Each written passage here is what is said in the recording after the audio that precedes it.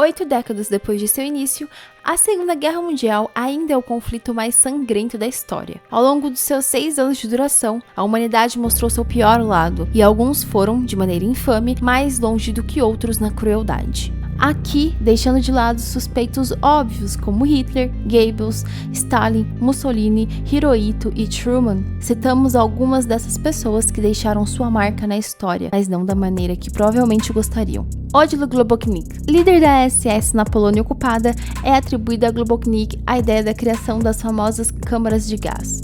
Quando foi enviado para a Itália, também sob domínio nazista em 1942, transformou um antigo moinho de arroz num pequeno centro de detenção, equipado com crematório.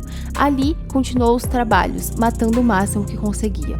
Foi capturado pelos aliados em 1945 e se suicidou no mesmo dia com uma cápsula de cianeto. General Mario Roata. Quando se fala em crimes de guerra, nomes da Alemanha são os primeiros a vir à cabeça, mas as atrocidades cometidas pelo italiano Roata, principalmente nos campos de concentração dos Balcãs, não ficam atrás. Seu esforço de limpeza étnica devastou a região, com relatos de que seus soldados matavam famílias inteiras em apenas uma noite. Como muitos italianos, não foi nem julgado após o término do conflito. Morreu como um homem livre em Roma em 1968. Joseph Mengele. Conhecido como o Anjo da Morte, Mengele era médico em Auschwitz, aproveitando-se de seu cargo para fazer experimentos em seres humanos. Seu total descaso com os pacientes se mostrava nas suas técnicas brutais. Tinha algumas fixações como a heterocromia, quando as cores dos olhos são diferentes, e por isso removia os glóbulos oculares de muitos daqueles que usava como cobaias. Tentava provar também que o sangue de judeus, ciganos, homossexuais e todos os outros perseguidos pelos nazistas era sujo ou inferior ao da raça ariana. Mengele conseguiu fugir ao término da guerra e morreu no Brasil em 1979. Generais Iwane Matsui e Hisao Tani. Em 1937, o Japão invadiu o território chinês e atacou a cidade de Nanquim. A crueldade utilizada pelas tropas, comandadas pelos 2 generais e mais alguns outros, ficou famosa pelo episódio chamado Estupro de Nanquim. Aproximadamente 300 mil chineses entre civis e soldados foram mortos e 20 mil mulheres foram brutalmente estupradas pelas forças japonesas. Após o término do conflito, os 2 foram julgados e condenados à morte por seu envolvimento no triste episódio. Marechal do Ar Arthur Harris e General Curtis LeMay. O Marechal do Ar britânico Sir Arthur Harris acreditava que a Alemanha devia ser bombardeada por pura vingança, já que eles bombardearam diversas grandes cidades como a própria Londres. Organizou diversos ataques, o mais controverso a cidade alemã de Dresden, quando a guerra já estava praticamente ganha. O general americano Curtis LeMay fazia o mesmo no fronte do Pacífico. Os bombardeiros sobre Tóquio deixaram mais de 500 mil de civis mortos, com 100 mil sendo apenas nos 2 dias 9 e 10 de março, um recorde. LeMay tinha consciência da própria brutalidade. Ele chegou a dizer que se os Estados Unidos tivessem perdido a guerra, ele provavelmente seria julgado como criminoso de guerra. Oscar Dillenwagen. Poucos eram capazes de competir em crueldade com Oscar Dillenwagen, membro da SS que possuía até molestador de crianças em seu currículo de maldades. Quando foi colocado na ocupada Bielorrússia, sua unidade, chamada informalmente de Brigada de Dillenwagen, era composta apenas por ex-detentos, e todos esperavam que caísse rápido em combate.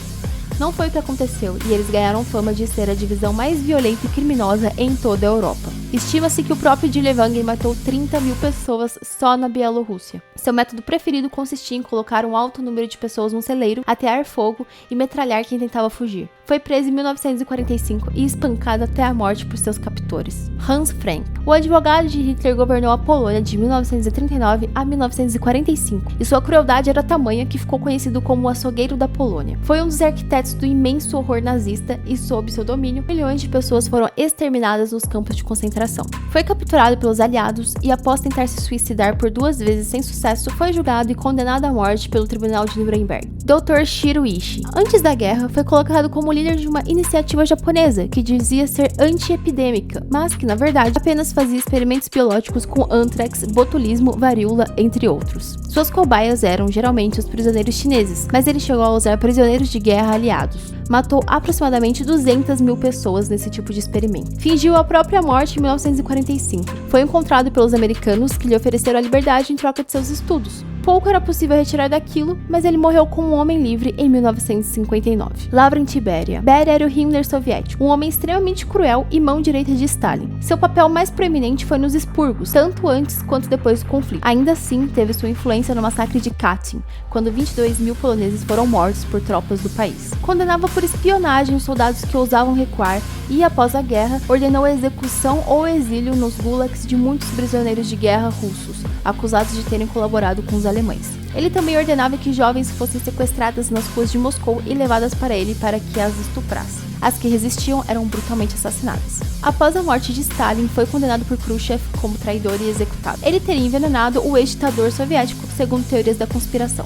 Heinrich Himmler, Adolf Eichmann e Reinhard Heydrich, arquitetos do Holocausto. Himmler, a mão direita de Hitler, era o mais famoso, mas os 3 homens foram os chamados arquitetos do Holocausto. Tinham em mente a solução final para o que chamavam de problema dos judeus, ou seja, a eliminação física e sistêmica de todos eles. Para isso, criaram todo o aparato organizacional e ideológico, desde os Einsatzgruppen, os esquadrões da morte da SS, até os próprios campos de extermínio. Himmler falava na obrigação moral de eliminar os judeus e como esses também queriam eliminar os alemães. Eichmann era responsável pela logística, principalmente o transporte. Seu julgamento foi relatado no livro Eichmann em Jerusalém. Heydrich foi chefe de segurança do regime nazista e foi descrito pelo próprio Hitler como uma figura sombria, de coração de ferro.